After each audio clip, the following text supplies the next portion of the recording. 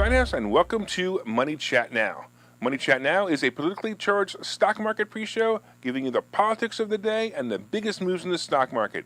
It is presented with comedic common sense and just the right amount of sarcasm by an expert in financial literacy, and hey, that's me, Larry Steinhaus.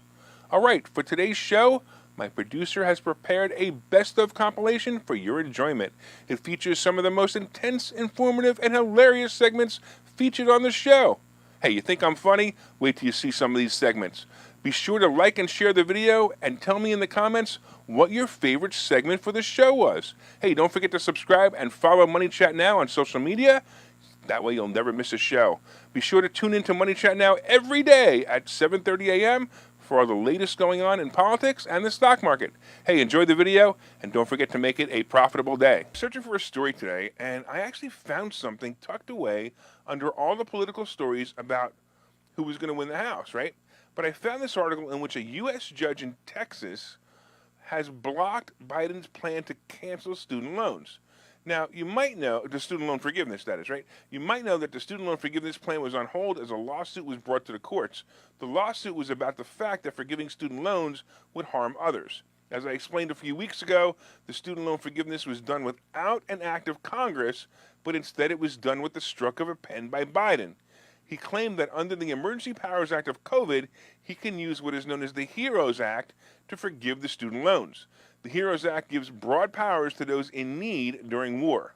He connected the dots and claimed that he can forgive the student loan under the guise of war against COVID.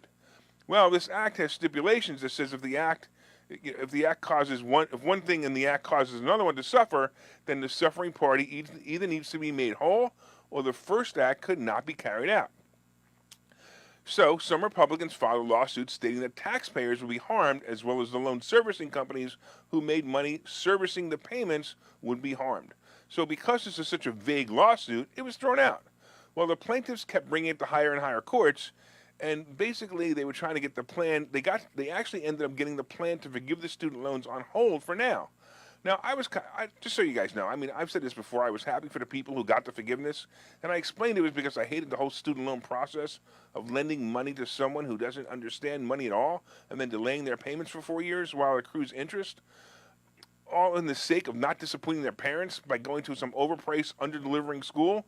With that being said, I was also pissed that Biden used the emergency powers granted to him by the scamdemic and abused them for this purpose. Well, apparently there are others who felt the same way.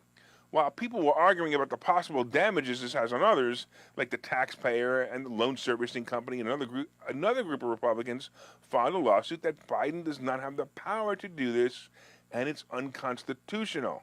Ooh.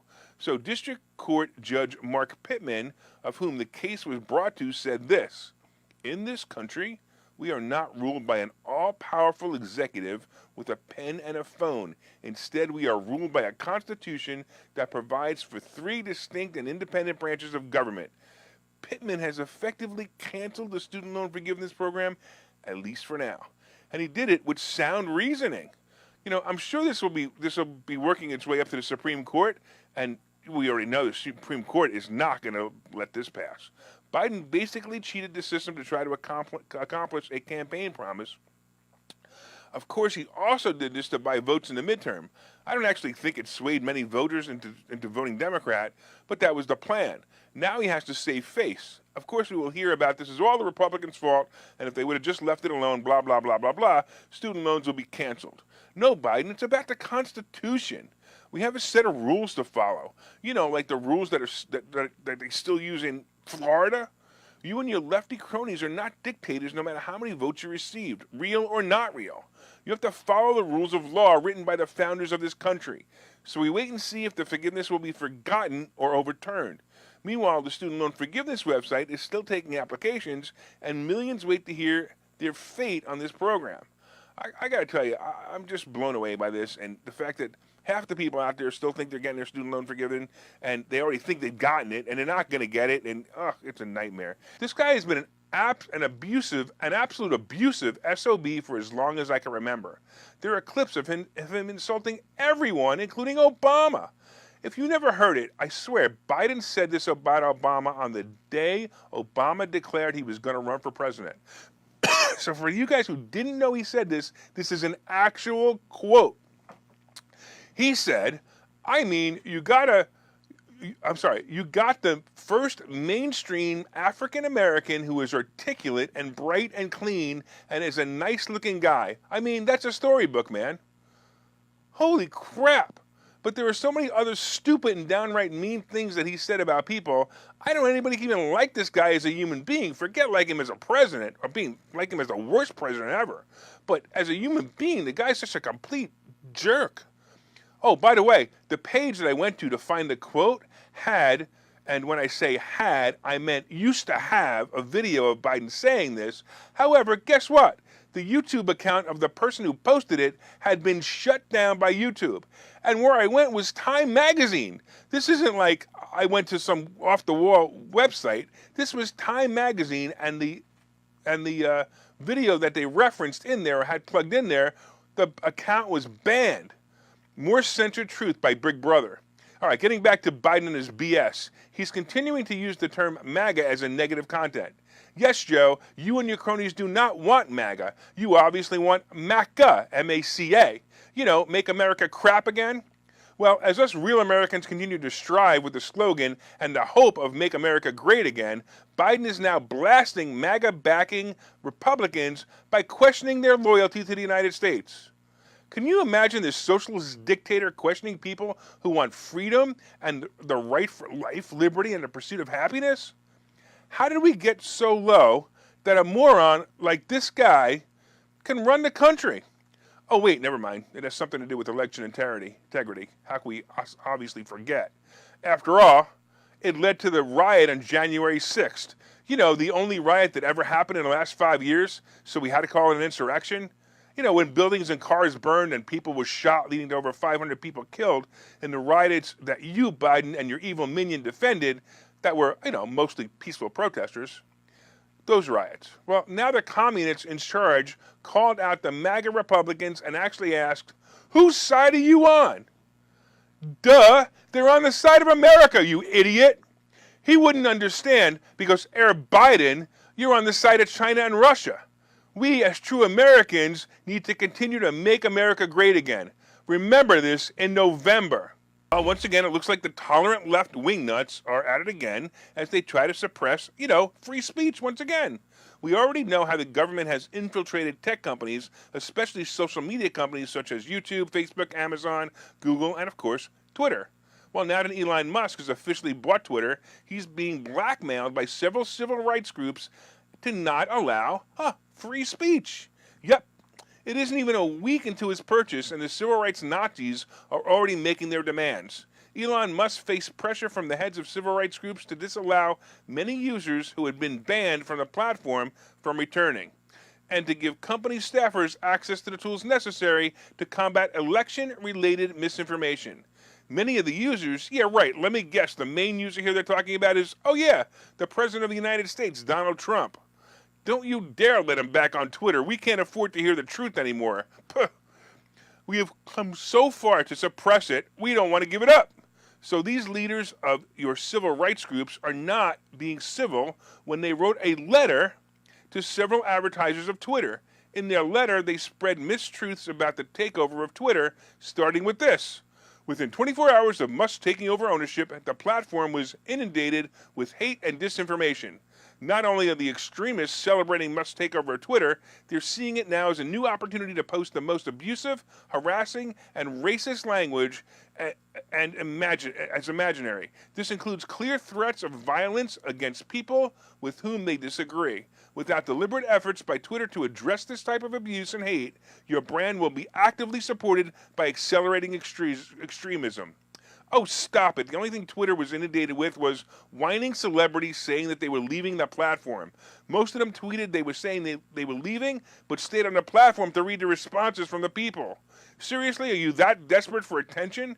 The letter to the 20 top advertisers continued with a paragraph that said this. We, the undersigned organizations, call on you to notify Musk and publicly commit that you will cease all advertising on Twitter globally if he follows through on his plans to undermine brand safety and community standards, including gutting content moderation. This means that Musk must not roll back the basic moderation practices Twitter already has in the books, and now must commit to actually enforcing those rules. Wow, talk about blackmail. All 23 of these organizations should be sued by Musk for defamation and blackmail. Oh, by the way, I had a laugh when I saw one of the organizations signing the letter was actually called Free Press. Yep, Free Press. Yes, you are free to say or print anything at Free Press as long as you're allowed to say and print anything that we want to hear. Unbelievable. This is what our country is coming to, where freedom of speech is only free to those with the opinion of those who control it. So how long do you think YouTube is going to allow this show to stay on their platform? Hey, I think about the insider trading scandal with Martha Stewart, and it makes me laugh that about 20 years ago they decided to make an example of her when her stockbroker called her with insider trading information about when to sell a stock of a company that was about to go broke. She spent, I believe it was 3 to 6 months in jail for this, when all she did was follow the advice of her stockbroker. Well, now we can see case after case of insider trading within our own government, and it really makes me wonder how many hands are in the cookie jar. Well, we know that Pelosi and her husband made millions off the COVID vaccine by investing in Moderna and Pfizer. They knew ahead of time that the poisonous shot would be released, and the companies and the government was going to be buying it, and how much they were going to be buying. We saw Fed chiefs resign because they made more money insider trading than they did as Fed chiefs, and they were told that they couldn't trade certain stocks if they stayed on. As citizens, we think that the government has rules and regulations against insider trading. Well, the only rule, and seriously, the only rule is that a government official has to disclose their stockholders to their HR department, their stock holdings to their HR department. Did you know what the fine is for not disclosing? The fine for not disclosing is exactly $200. So you can make $1 million on a trade you had insider information on it, and if you forgot to disclose it, it will be a $200 fine. No, really, a $200 fine. Well, it looks like the people in the Federal Trade Commission, wanted in on this action. Why should the government workers be the only ones with their hands in the cookie jar? So the FTC in recent years has opened investigations into nearly every major industry. It has launched antitrust probes into technology companies, examined credit card firms, and moved to restrict drug, energy, and defense company mergers. So with this information, do you think that they had some idea which way a stock would move? Well, after an investigation, it was found that a third of its 90 senior officials owned or traded stocks in companies that were undergoing an FTC merger review or investigation based on actions the agency has made public. The officials were mostly heavily invested in technology as an industry that has come under increasing scrutiny by the agency. Nearly 1 in 4 top FTC officials owned or traded individual stocks of tech companies. This includes stocks like Amazon, Facebook, Alphabet, Google, Microsoft, and Oracle, all during the time of investigations that weren't disclosed to the public at the time of investing or shorting the companies. Here are some results of the current investigation. Check this out. An FTC chairman owned Microsoft, Oracle, and AT&T while the agency was conducting sensitive reviews affecting the tech and telecom sectors. Next, the head of FTC International Division bought and sold Facebook stock through a financial advisor as his office coordinated with overseas enforcement officials on an investigation involving Facebook. An FTC consumer protection official owned stock in more than 10 companies as the agency scrutinized mergers or acquisitions involving the firms. Of course, an FTC spokesman said the agency officials have been following the law. Nothing to see here. Moving along, nothing to see here. One official's best-timed stock trade was an 80% gain in Amazon over 9 months as the European Commission investigated whether the company violated antitrust laws. Look, just remember that you and I play with different rules than these guys. The elites in Washington see the cards before they're dealt, while you and I are at the mercy of their reports and when they decide to report it. I guess it wouldn't be so bitter if they would just call me and let me know before they made one of these fantastic moves based on their filings. Oh, damn, I got to get some new friends in high places. So as we exited the great scamdemic, housing prices took off. They took off. It was great. Along with that, rental prices also took off. Now, it appears now that some rental prices are starting to level off and in some cases are even starting to drop. Now, it's true that rents went up a bit crazy in the past 2 years. And for one, I gotta be honest, I'm pretty happy about it. I'm elated, actually. In fact, I just raised my rents for the season, but as I did that, I realized that was probably going to be the last big rent increase that I could serve my tenants for quite a while. It's probably the biggest reason I did it anyway. Next year, I'm afraid I'm going to have, maybe tenants might be leaving because the rent might be too high. But like everything, it's a delicate balance. Well, here are some interesting statistics about what current rents are like and where they may be decreasing. I found this information, by the way, on a website called Zumper, Z-U-M-P-E-R, so if you want to take a look at that, it's kind of interesting. And if you want to look there, you could see, it's really nicely posted, too. Here are some of the highest rents right now, by the way. For a one-bedroom apartment in New York City is the highest, and it's just under $4,000 a month for a one-bedroom apartment. That's some rent. New York City, unsurprisingly, saw a 46.7% year-over-year increase in one-bedroom rental prices. Wow. Wow. All right. There's so many things I could say about that. Anyway, there were especially steep increases in few smaller cities as well, such as Fresno, California, and Tulsa. Oklahoma, they saw a year-over-year growth of 40% and 38.9% respectively. Here are some rents for areas that are the top rising rents. These are for one-bedroom apartments. Lexington, Kentucky, check this out, for an average rent of $810 a month. That was actually risen to $810 a month. And Columbus, Ohio has an average rent of $1,190 a month for a one-bedroom. A far cry from the almost $4,000 a month in New York City. And it's probably nicer and cleaner and, I don't know, less crime. Anyway, there are 5 areas that rents are starting to fall, though, which is interesting, which is Plano, Texas, Irving, Texas, Chicago, Illinois. Rents, I don't think you could pay me to be there with that crazy mayor. Anchorage, Alaska, and Des Moines, right? Des Moines fell the most, about 6% decrease. While rents in some areas are still rising, rents are starting to fall off soon. Look, I saw this in 2008 when I noticed that rents dropped about 20% overall. It was pretty bad. Look, we're heading for something like 2008, so expect this to be a problem. However, if you buy real estate correctly and understand the numbers, you will be fine. As a real estate investor, always make sure that the numbers can hold me through the bad times. That's what I do. I make sure they can hold me through the bad times. This was a valuable, probably the most important lesson I learned in 2008 and one of the most valuable lessons that I teach at investor schooling. So definitely, if you want to do that, you definitely need to do that. All right, let's talk real quick about heating bills. I guess it's no surprise that this winter we will see some of the highest heating costs in history.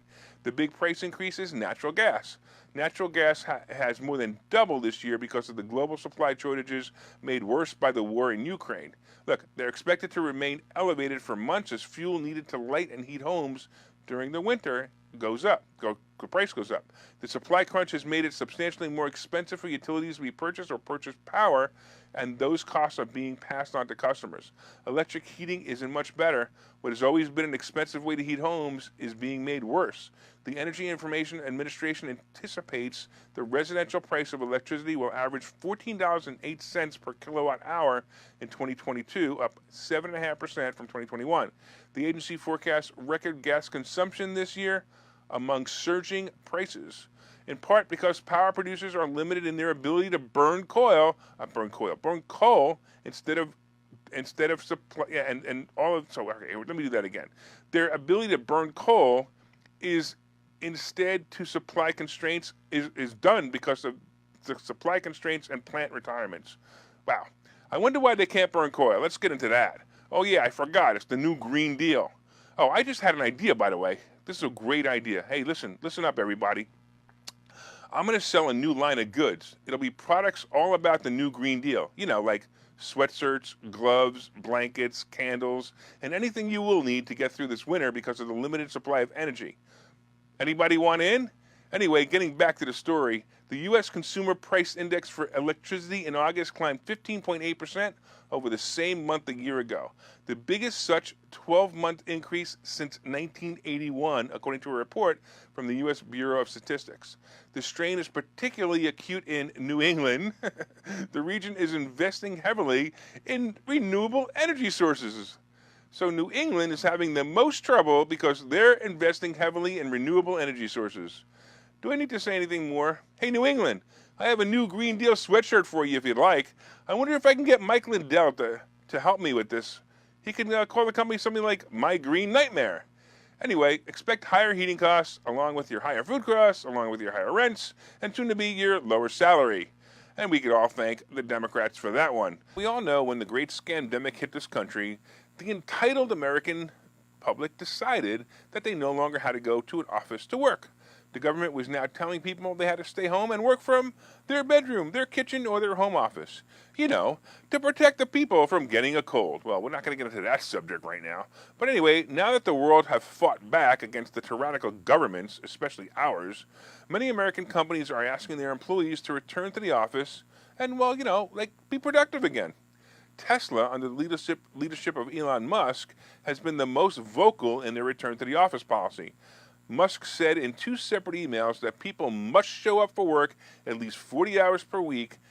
If you don't show up, we will assume you have resigned, he said in one of the emails. I think that's brilliant. He continued, anyone who wishes to do remote work must be in the office for a minimum, and I mean a minimum, of 40 hours per week or depart Tesla. Wow. This is less than we ask of our factory workers, he said. So basically he's saying, get back to work.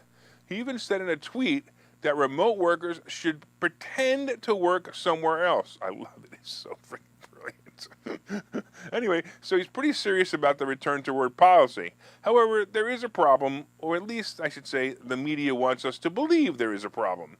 Here's a recent report on the topic, and according to an article on CNBC, the return to office policy has caused a decline in morale, especially among teams that allowed employees to work remotely as needed before COVID-19. You mean they have to go to work now and they're upset? Aw, welcome to the real world. Anyway, the article reported that in general, Tesla has been open to remote work policy among employees' roles before the pandemic, so they were allowing remote work before the pandemic.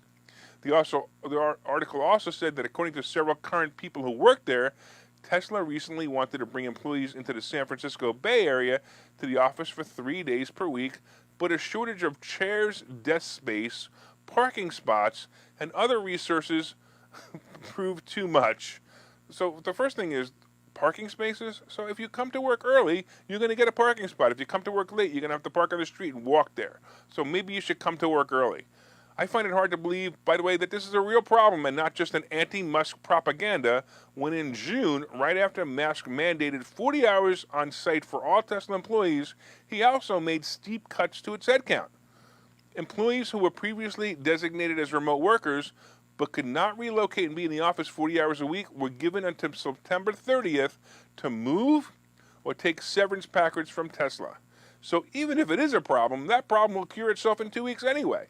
Of course, the article went on to say that Tesla and Musk are racist with this policy because the article says that U.S. candidates who accepted remote job offers basically were mostly Black, Hispanic, Native American, Alaska Native, Pacific Islanders, and veterans and or people with disabilities. Candidates who accepted remote job offers were more likely to be also women. So either Musk is a racist for saying that people need to return to work, or in my opinion, the people who say that Black, Hispanic, Native Americans, Alaskan Natives, Pacific Islanders, and veterans can't figure out how to get to work, those are the people who are racist. Kind of like voter ID. You know, if you're Black or Hispanic, you can't get a driver's license or a valid ID because, because you're Black or Hispanic. Of course, Tesla and Musk declined to respond to the article, and frankly, why should they? This is clearly a piece designed to say how bad Musk is and how Tesla is for Americans. Because they mastered making the green vehicles that Washington wants all vehicles to be. I also wonder if Tesla is not being a union shop has anything to do with this propaganda. I'll let you decide. Hey, I want to thank you for watching Money Chat Now. Don't forget, we are live every morning at 7:30 on Facebook, Twitter, LinkedIn, and YouTube. And of course, you can also find repeats of the show on Rumble and Spotify. My name is Larry Steinhaus. I am the host of Money Chat Now, and I am the CEO of Investor Schooling. Don't forget, you can also contact me directly at contactlarry.com. That's contactlarry.com.